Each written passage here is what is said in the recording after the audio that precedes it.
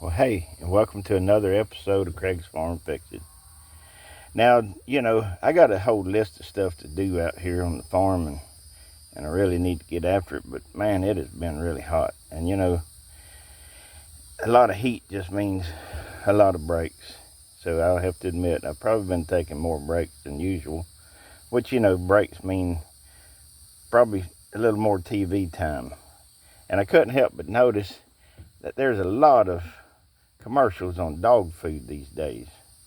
I mean, everybody loves their dog. Some of them maybe a little too much, but um, we always had dogs. When I was a kid, and it's funny. We used to feed them table scraps, and they used to come on these commercials telling you don't feed the dog what you're eating. He needs a different meal, and so they started really pushing that dry dog food, and so now it's kind of funny that now they seem like they've ground up the scraps and put them in bags and sell them to people and say, yeah, your dog needs to eat what you're eating.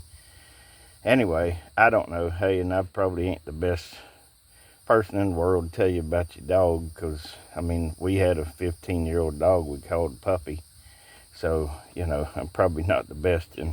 But I remember too, we used to have old canned food that we'd give our dog on special occasions, and it was cheap back then. It was called Slick. And Slick, just, I don't see it anymore. Maybe they make it, I don't know, but the other morning I was fixing me a can of corned beef hash, and I realized where the Slick went.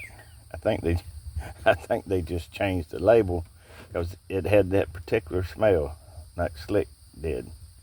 So maybe secretly they're kind of changing things over, and they're feeding us the dog food and feeding them the people food. I don't know, but anyway, to each their own about that. But it kind of makes you wonder about that dry dog food.